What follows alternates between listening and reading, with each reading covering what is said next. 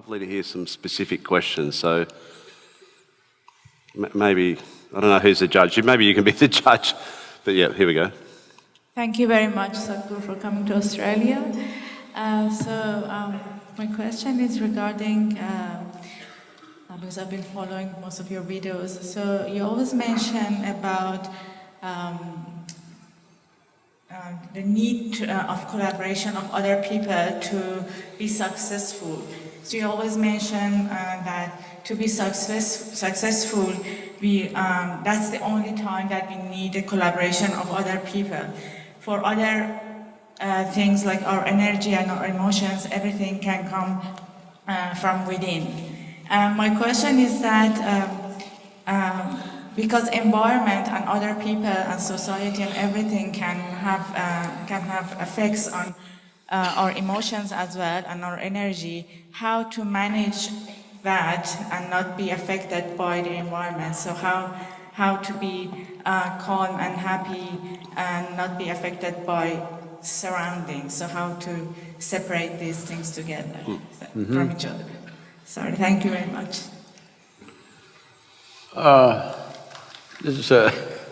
Very often people come to me and say, Sadhguru, I can't stand my mother-in-law, she's impossible. My husband, after all, her son. My wife, she's terrible. My boss, unbearable. Like this. Then I tell them, you come to the yoga center.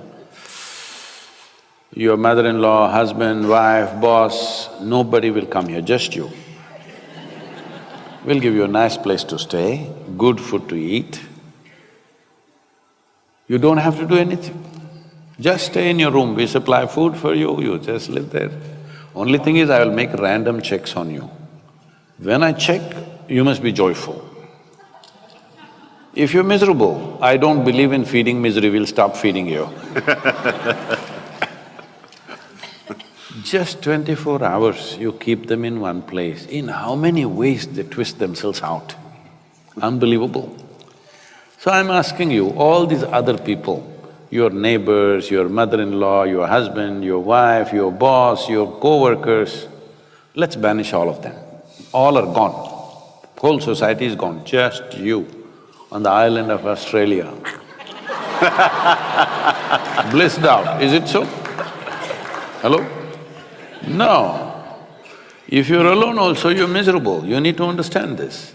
If you're alone and you're miserable, you're obviously in bad company, isn't it? So this is what you need to do with yourself, that if you sit here, your experience of life is pleasant. Well, you obviously, from what you said, you have probably heard this in some format. See, pleasantness means just this. Body is healthy, it's pleasant. It became very pleasant, this is called pleasure. Mind is pleasant, peaceful, very pleasant, joyful. Emotion is pleasant, love, very pleasant, compassion. Your very life energies are pleasant, bliss, very pleasant, ecstasy. These are all 100% your business, isn't it? Hello?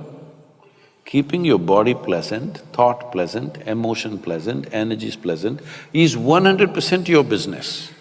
Keeping the surroundings pleasant is a challenge because there are various kinds of people, various kinds of forces. This needs skill, this needs opportunity, this needs… depends what times we exist in, you know. Not always we can do the same things. So creating pleasantness around us needs a certain amount of skill, competence, various things have to fall together, otherwise it won't happen. But pleasantness within you is entirely your business. So if you are feeling very pleasant within you and somebody here is being unpleasant to you, what is the problem? Right now, they can cause pleasantness within you, that's the problem, isn't it? Hello? See, if somebody can decide whether you can be happy or unhappy, this means this is the worst form of slavery, isn't it so? Hello? Somebody can decide what happens within you, what kind of life is this? What happens within you must be entirely yours. What happens around you, is never entirely yours, isn't it? Even if you're just two people in the family, does it happen 100% your way? Why are you nodding like this? What is… you're not married then? Even if there are two people, it doesn't happen your way, isn't it? Little bit your way, little bit somebody else's way, little bit this way. I'm glad it doesn't happen all your way, because if everything happened your way, where do I go? Little bit your way, little bit my way, little bit his way, little bit somebody's way. This is the nature of the world. World should not happen 100% your way, but this one life must happen your way, isn't it? Hello? So this has not been done. Now, for you to be happy, you want to fix the whole world. No, I'm telling you, both your joy and misery comes from within you, isn't it? Hello? So if you're miserable, who should be fixed, I'm asking? No, my mother-in-law. If we fix her also, something else will come, somebody else will come. Don't think there's only one mother-in-law in the world. They're all over the place. They're all over the place, and so many people will take on that position. So, if you fix this one person, see, we don't know what great things you will do or not. We do not know whether you will score 380 runs in a test match or not, okay? We don't know. We don't know whether you will run faster than Mr. Bolt or not. We don't know whether you'll climb Mount Everest or not. We don't know whether you'll become richest man in the world or not, whether you'll become the most beautiful woman on the planet or not. We don't know those things. But at least this much you deserve, that your experience of life on this planet is pleasant. This much you deserve, this much must happen, isn't it? Other things are subject to so many realities. That's not always determined by us. There are many things have to fall into place. Next question, poor old mother-in-law gets a bit of a bad run, doesn't she? There's a species of fish in our water called the mother-in-law, and apparently it even tastes bad. Where's our microphone? Namaskaram Sadhguru, my name is Harsha. I'm actually from Melbourne and I'm very lucky to see you here. And hello to Matt, yourself, I'm a big fan of yours as well, like many of us here are. Thank you, thanks. Sadhguru, my question is about boundlessness. Earlier today you mentioned that there is something within us that is seeking to express in different ways, and it comes as different forms. Every morning when I get up, there are always two voices at least, and while I know that… I'm sorry, one of the things that you said is ultimately you'll have to come to yoga because you've tried everything. Every morning when I get up, I find that there's these two voices. It says, you have time, and sometimes it says, you don't have time. You're married? Yes. I understand what's the other voice.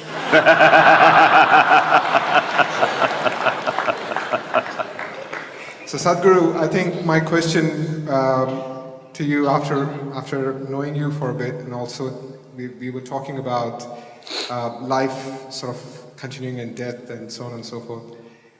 The question, I suppose, is well, how much time do we really have? I mean, and of course, why it's not there in my experience? Because every morning when I still get up, I'm like, yeah, I've got time. I can get to yoga one day or the other, and still be able to make it.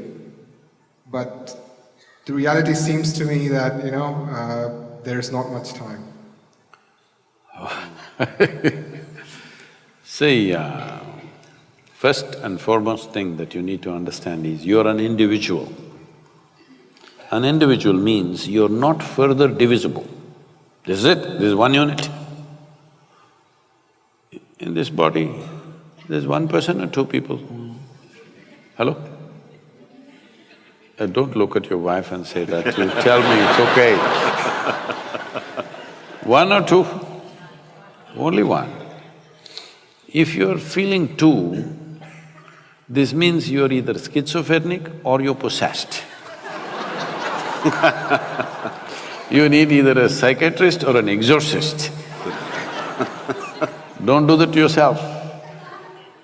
Don't do this two-voice business because initially it looks like good entertainment. After some time, if it takes on, it's very painful. Mental illnesses are not fun.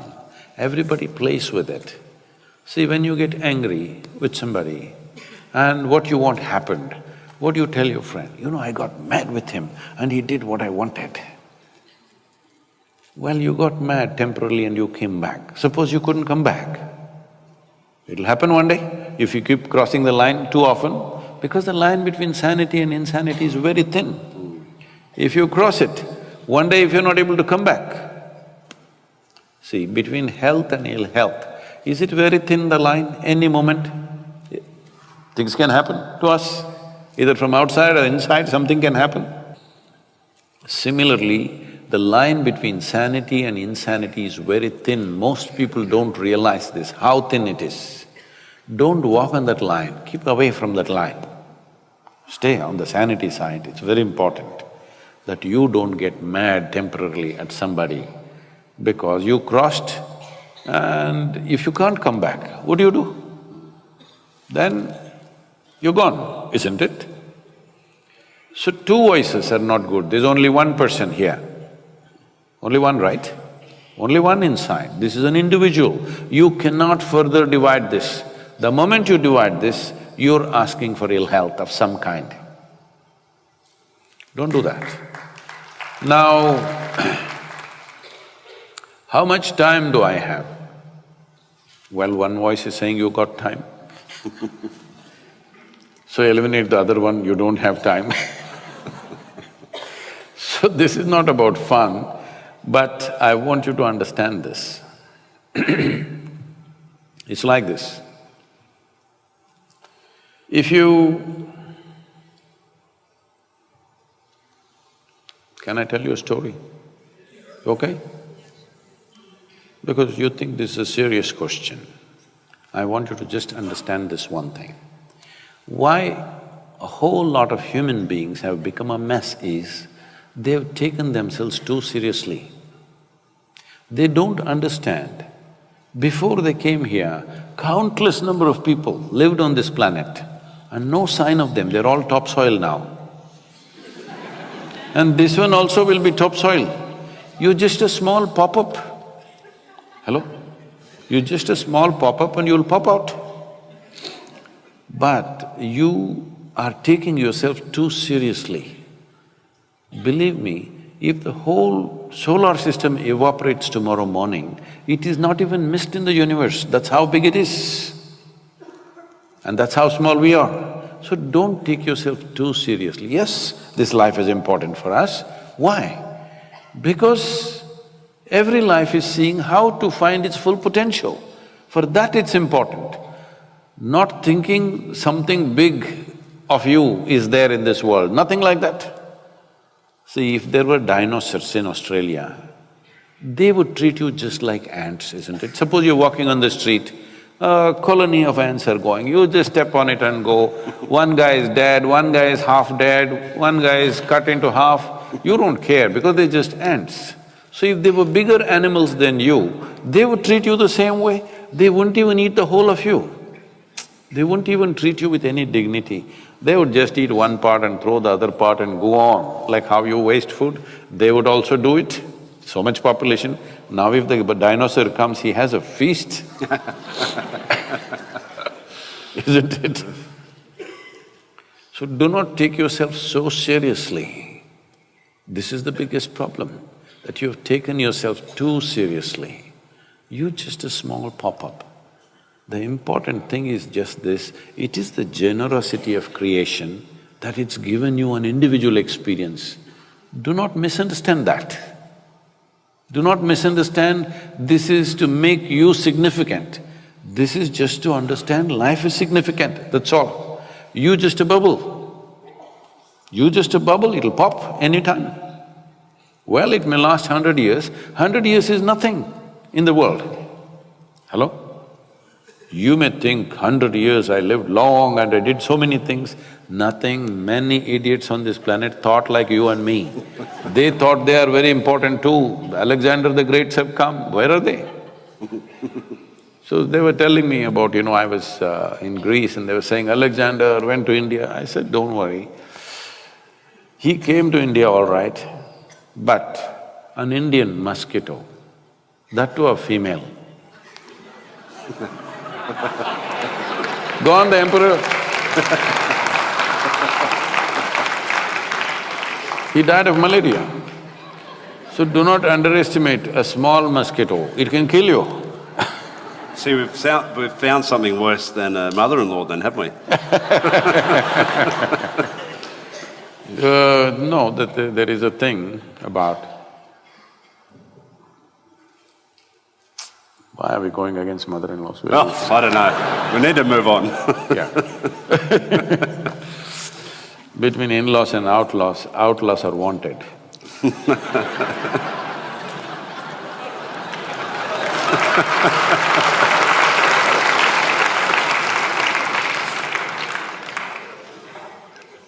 We need a mic somewhere. I can point, but… See, mother means how much attachment and emotion is there. Say mother-in-law means so much problem. Just… we need to look at this. Why are we like this? Please, May I ask the question here, right here, please? Right here. Yeah, it's a little… Sadhguruji, thank you very much for Okay. your enlightening, speech this evening. Thanks, Matthew. I got a little bit technical question in terms of, the boundary. When you say boundaries, probably the memory is one of the biggest boundary. And you mentioned Patanjali earlier. Patanjali, in a funny way, he says, Anubhuta Vishaya, Asamba Moshaha, Smutaya, as a thing that, as a part of a chitta. And again at the same time he says, Shraddha, Virya, Smruti, Samadhi Prajna, Purvaka Itaresham. So he wants it for you to have the memory, at the same time, it is the boundary we have to come out of. Can you please explain? Oh, you like the question, huh? it'd want to be a good answer. The expectations clearly are high. Let's chew some fat on this one. Yeah, there you go. In the middle of whoop whoop.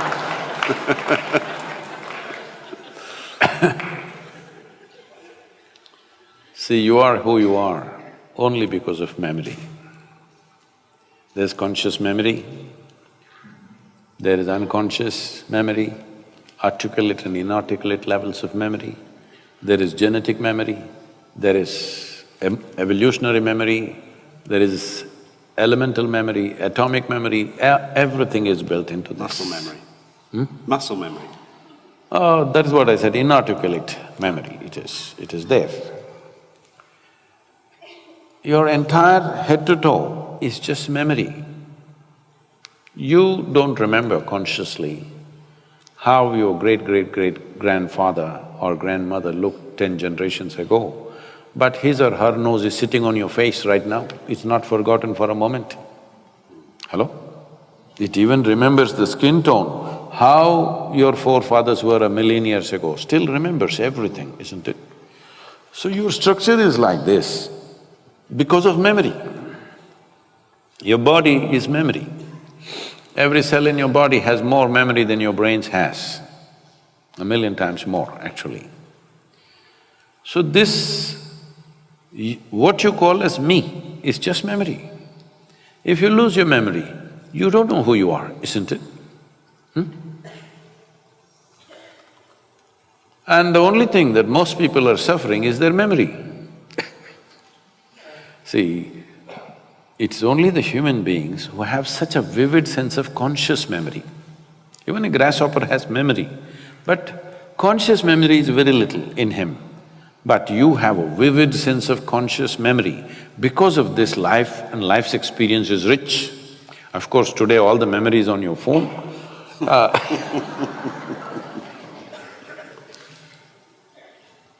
But even those machines that we created of computers and phones and whatever, is only to enhance our memory, isn't it? Because we saw the value of memory. So memory is the maker of who you are. You are who you are only because of your memory. If there's no memory, right now if your memory goes away, you don't know who is your mother, who is your father, who is your husband, who is your wife, who is your children, where you belong, your nation, your race, religion, nothing. Everything is in your memory, isn't it so? Including your God and devil, all in your memory, yes or no? If you lose memory, you don't know anything. So memory is a tremendous possibility. At the same time, it is a boundary. It's a certain knowledge that you've accumulated, information that you've accumulated. So in yoga, we have a very powerful tool. This will be a little hard for you to chew. See, your knowledge, you are well educated. Let us say you studied all the libraries on the planet. Still, your knowledge is a minuscule compared to this cosmos, isn't it so? If you identify with that minuscule of knowledge, you will become a minuscule, because what you identify with, you become that in some way, isn't it? Whatever you identify with strongly, you become that. If you identify with your minuscule knowledge, you become a minuscule existence. But our ignorance is boundless. If you identify with your ignorance, you will become boundless because there are no borders for your ignorance. Your knowledge has a boundary, your ignorance has no boundary, isn't it?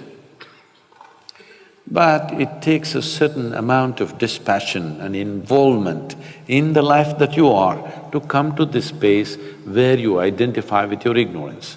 If you identify with your ignorance, your intelligence cannot sleep, it'll be always on. See, right now if I ask any one of you to walk from here to there, you will effortlessly walk because you can see. Suppose we turn off the lights and it's pitch dark. Now if I ask you to walk, now you're super alert, isn't it? Hello? You're super alert. Matt was telling me, when he's batting, it's like meditation because it's not a ball, it's a missile. It's on the television, it's a ball. On the pitch, it's a missile, somebody's trying to knock your head off. Yes, it's a hard ball, it's coming anywhere between 125 to 150, 60 kilometers per hour, and it doesn't come straight, it pitches and takes its own shape, whichever way it wants, or whichever way the other monster intends. It's a hard game. People are watching on the television and thinking cricket is some nice game. It's a very hard game and it's a missile. You just have a split second. If you're not super alert, you're gone. Either you go to the pavilion or go to the hospital. These days, there is a helmet, you don't go to the morgue. One time they went to the morgue, now they go to the hospital with a broken bone or something. So, this is the same. The moment you do not know what's going to happen right now, you're super alert, isn't it? Hello? It's pitch dark, you don't know where your foot is going. Super alert or no? This is what ignorance means. This is the power or this is the intelligence of ignorance, that if you identify with your ignorance, your intelligence cannot sleep. Even if your body sleeps, it cannot sleep, it's always on. But if you identify with your knowledge, it sleeps because knowledge is a kind of conclusion you have drawn. Once you draw a conclusion, you will sleep. Sleep is a shorter version of death, isn't it, in a way? Hello? You're dead to the world. Well, you come back tomorrow morning, but at that point you don't exist, the world doesn't exist when you're fast asleep. So, in a way you're dying. How long you die in a day is up to you. If you're dying 8 hours a day, that means 1/3 of your life you've been dead. So, if your intelligence becomes super alert, you will see one first thing that'll happen to you is your sleep quota will come down dramatically. Because you become more and more conscious because you're identified with your ignorance. If you understand, I do not know, if you really… it sinks into you that I do not know, now this is a tremendous possibility. Only if you see I do not know, the longing to know, the seeking to know, and the possibility of knowing becomes a reality, isn't it? Everything I do not know, I just believe. It doesn't matter who said it, Patanjali said it, anybody said it.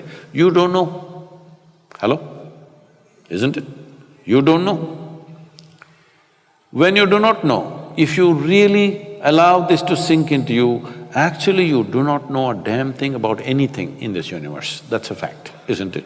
For practical purposes we know, but existentially we don't know a damn thing. Now, you are naturally identified with your ignorance means, naturally you're a seeker, you can't help.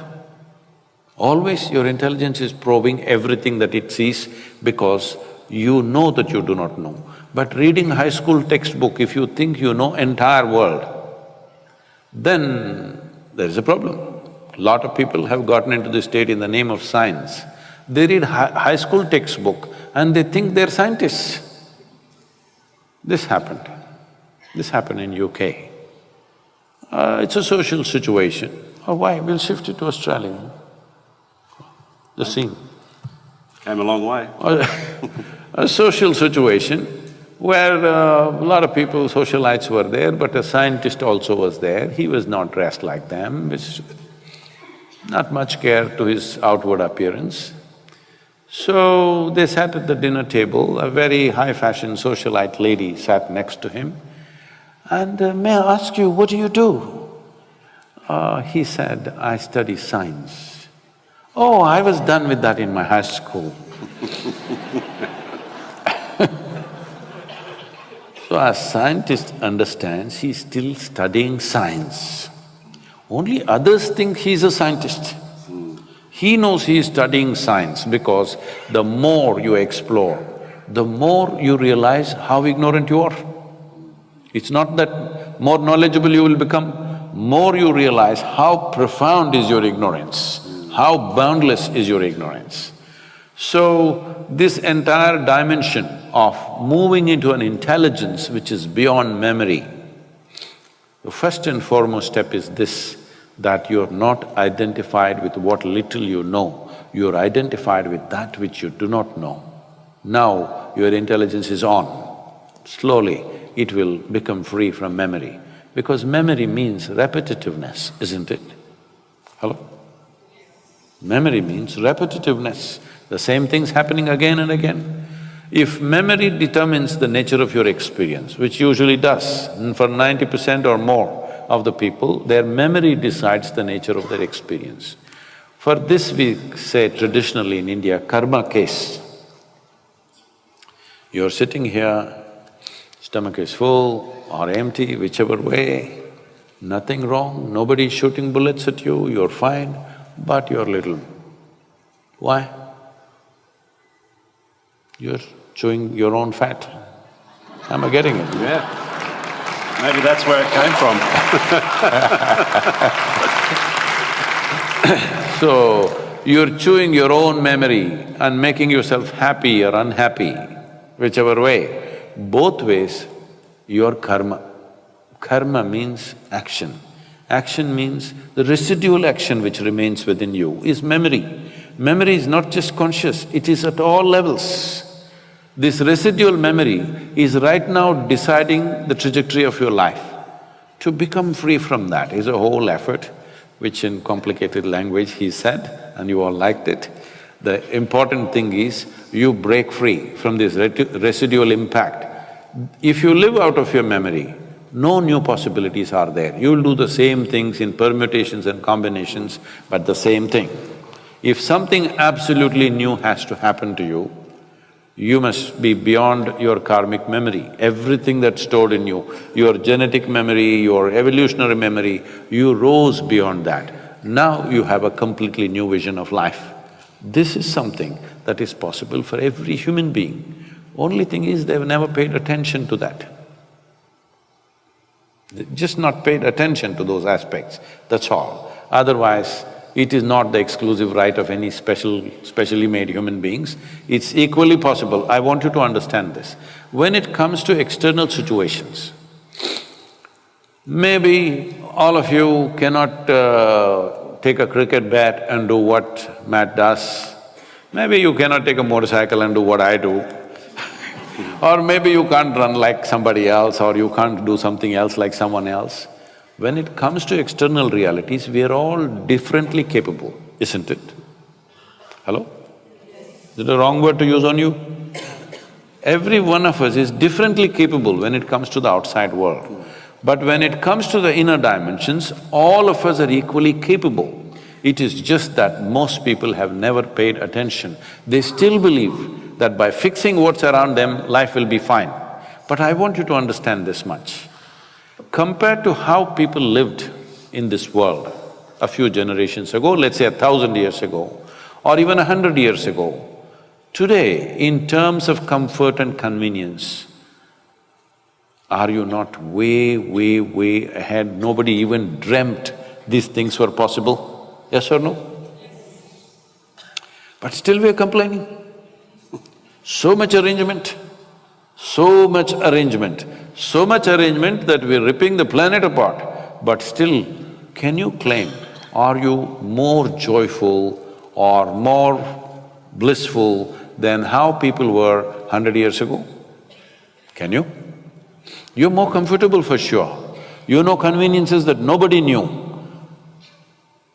What even royalty could not afford. All of you are having, most of you are driving chariots with 400, 600 horses. Huh? Yes or no? But life has not changed, you must understand, it doesn't matter how much arrangements you make. And also you must remember, in the end there is no container service, this is just for your information. There's no container service, because most homes have turned into warehouses. Just reminding you.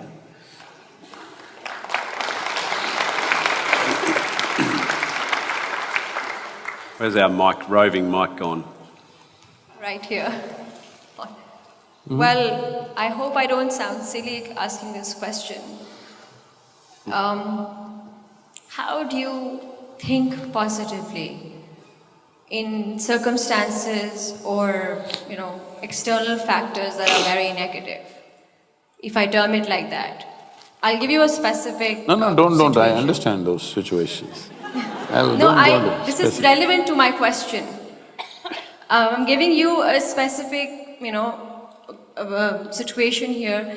For example, you find out that your mother or a close relative have been diagnosed with a, serious life-threatening disease. How do you cope? How do you think positive? How do you stay stable there? Thank you. I know when somebody dear to us,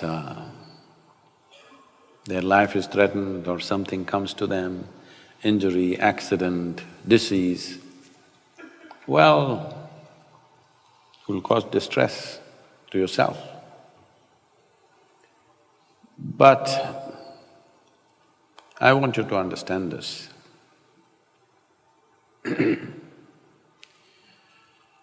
See,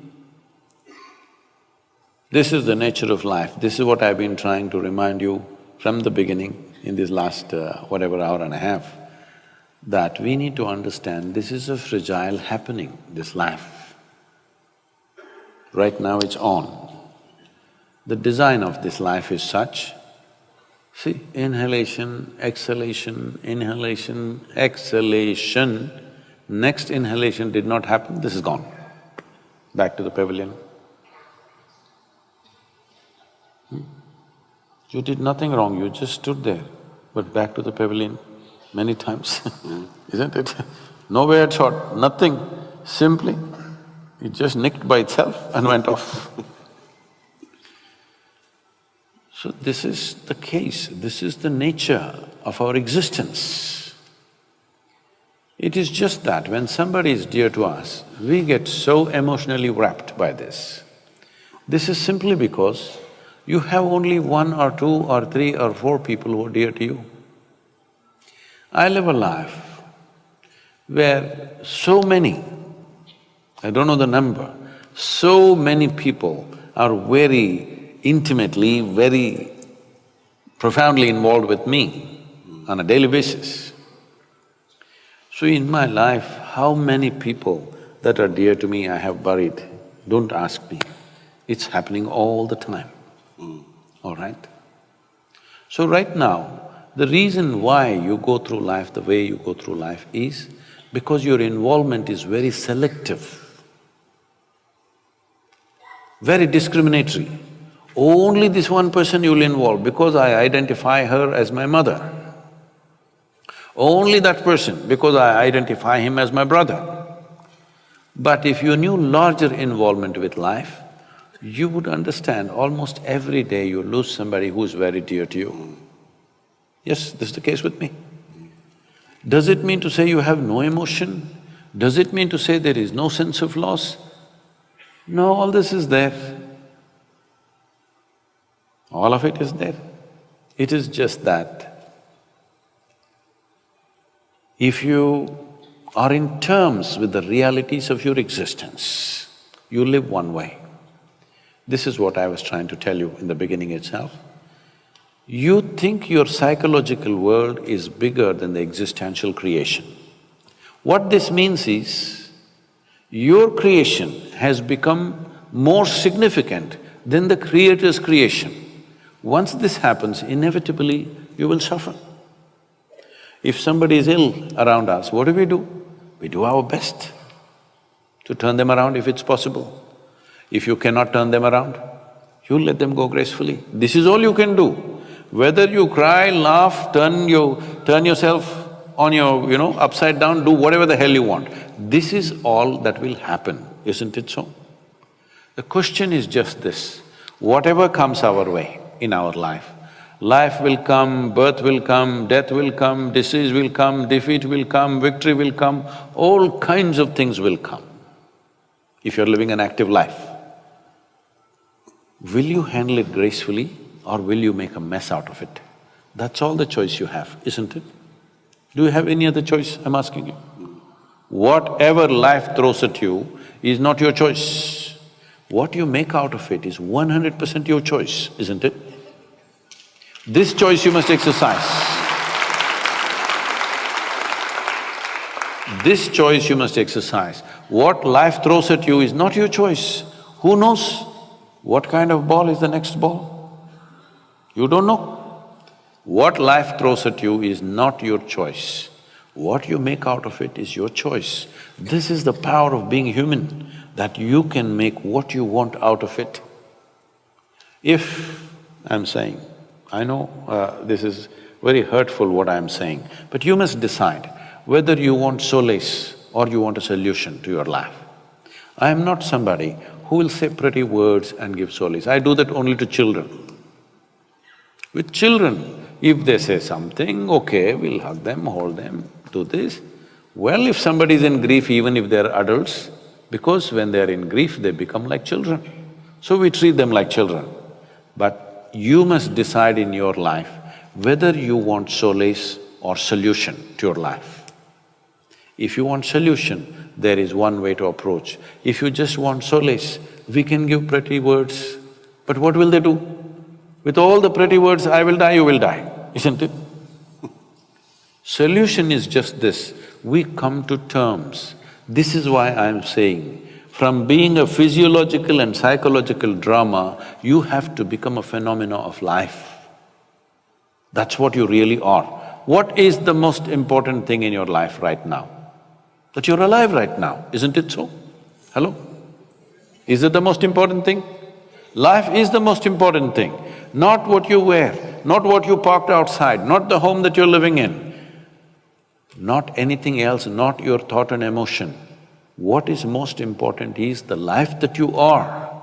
But how much attention has gone into that dimension of life? If your attention was for that, you would see your involvement with life would be indiscriminate.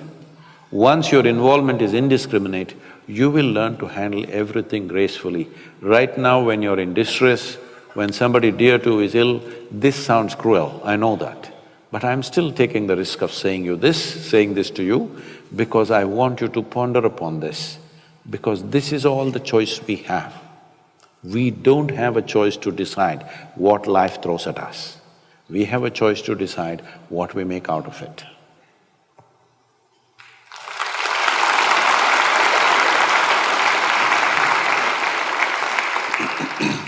Isn't it? I think we've got time for another question.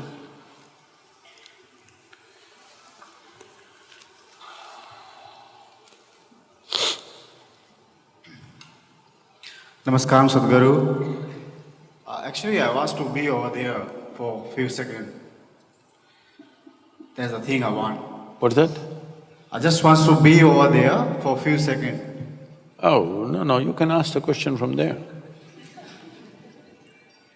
Can I be over there for a few seconds? Oh, then why did you take the microphone? Microphone is to speak long distance. So you don't go next to somebody and take phone and talk to each other.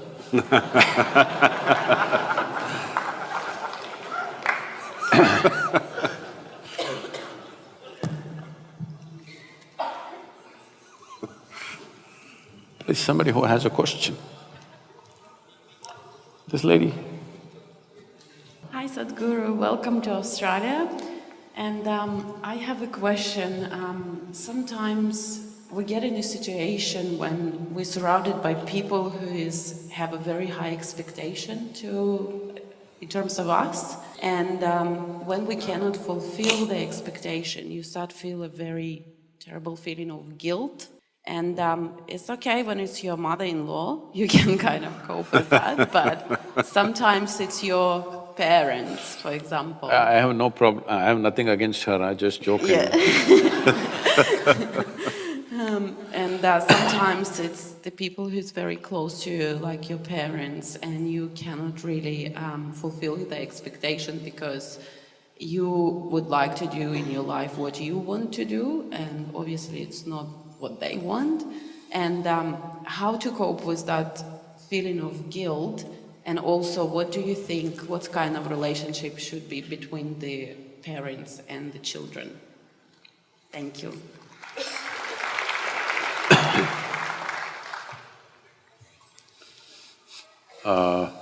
That reminds me of something. See, one thing is, it's not just between parents and children, just about every relationship, everywhere. People have all kinds of weird expectations. It's like this. A lady went to the butcher's shop and all this chicken which were hanging upside down, dressed chicken. Poor chicken, feathers are their dress. You rip it off and say they're dressed. So she went to this chicken and lifted one leg, smelled, wrinkled her nose, lifted a wing, wrinkled her nose, like this she was going from chicken to chicken. It was having an effect on the rest of the customers. So the butcher saw it's having an effect, so he went and tapped on her shoulder. She turned around. So he asked, "Ma'am, can you pass a test like that?"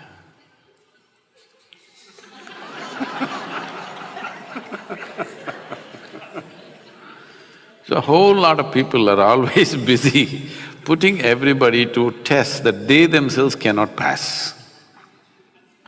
Especially parents. Parents think all the things that they could not do, they must achieve through their children. So they should have bred racehorses. I want you to understand this. Children are not your property. It's a privilege another life came through you. You must enjoy it. Do your best to nourish it. What it becomes is not your business. Your business is to support it, create a wonderful atmosphere around it, create an ambience where it grows well. I'm using the word it consciously. Like a tree, like a plant, you just create the nourishment that it needs, it grows. Well, is it going to bear apples, pears, mangoes, or just flowers, or just nothing? We don't know. Only thing is, your wish is, they must grow to their full potential.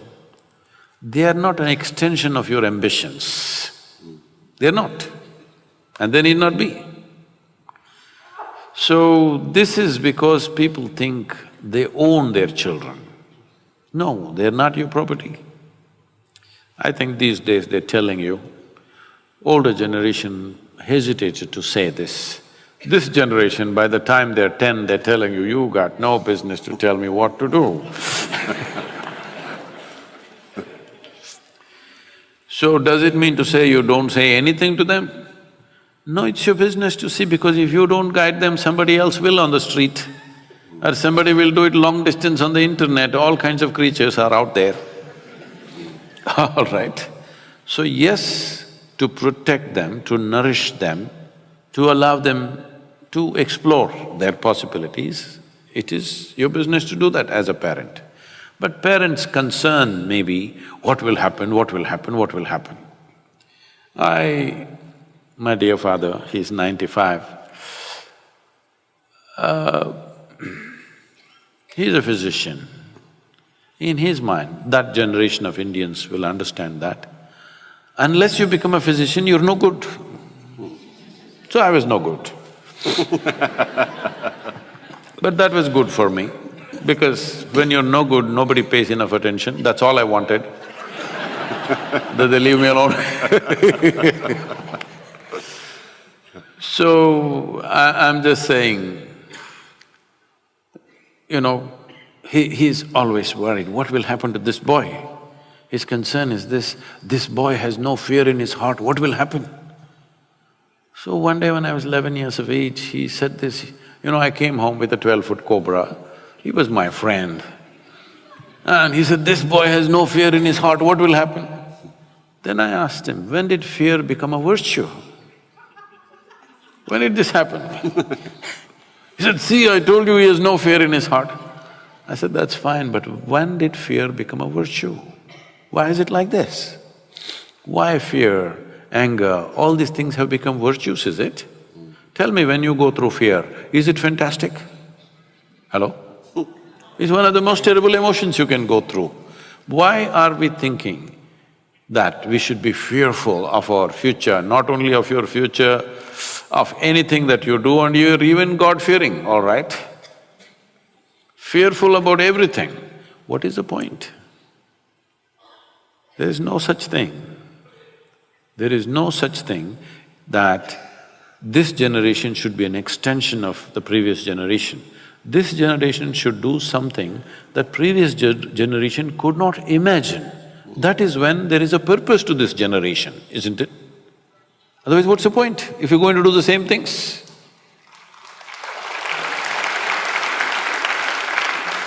Well, if you want to do something that you really want to do, if you think you're going to do it with everybody's approval, I'm sorry, life doesn't happen that way. It is just that whatever the hell you want to do, just do it well. Once there is success, your parents and your uncles and your aunts, everybody says, wonderful. All right. They want success, they're only afraid. They have every right to be concerned about you. They have every right, because they brought you up. They're concerned whether you will do well or not. They have every right to be concerned, but that concern should not become control.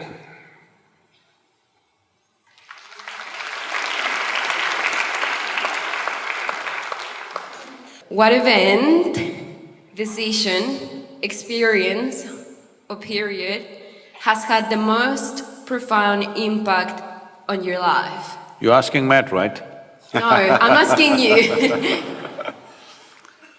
I would like to know, please. Oh. This has been spoken of many times, isn't it?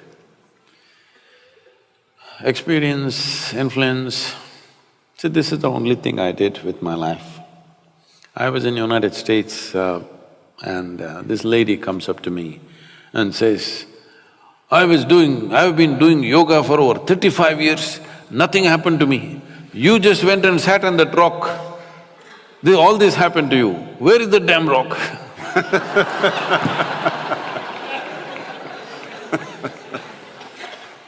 And now the rock is becoming famous.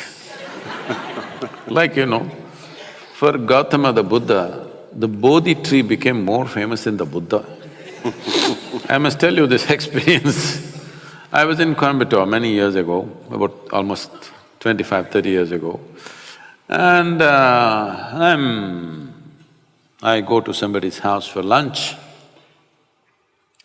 and this lady says, Sadhguru, I have a Bodhi tree in my backyard. I sit and meditate under that. Can you come and bless my tree? I say, please water the tree, I will bless you. She said, no, you must come and bless the tree. I thought, let me go into the backyard. I'm always an outdoor man. So I walked out. Then I looked around, I did not see any Bodhi tree. There were 3 coconut trees, but I did not see any Bodhi tree. Then I asked her, where is the Bodhi tree? Then she takes me to one place. There is one stick which is about 6–7 feet tall with about 5 leaves. Under that she's put one stone plate and on which she sits and meditates under the Bodhi tree. I looked at this Bodhi tree and said, see, this Bodhi tree does not have much possibility. If you at least sit under the coconut tree, something could happen.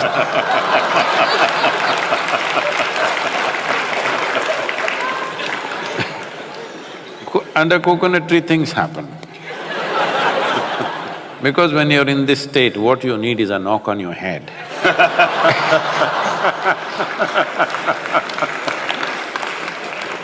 So, what is the most significant influence?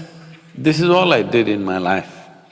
From early childhood, I did not allow either family, my genetics, my social situations, the religious situation around me, political situations around me, whatever around me, I did not allow myself to be influenced by any of those things.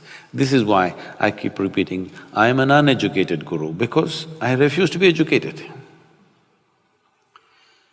To remain uneducated is not easy. Yes, sir, because from the moment you're born, everybody wants to teach you something that's not worked in their life.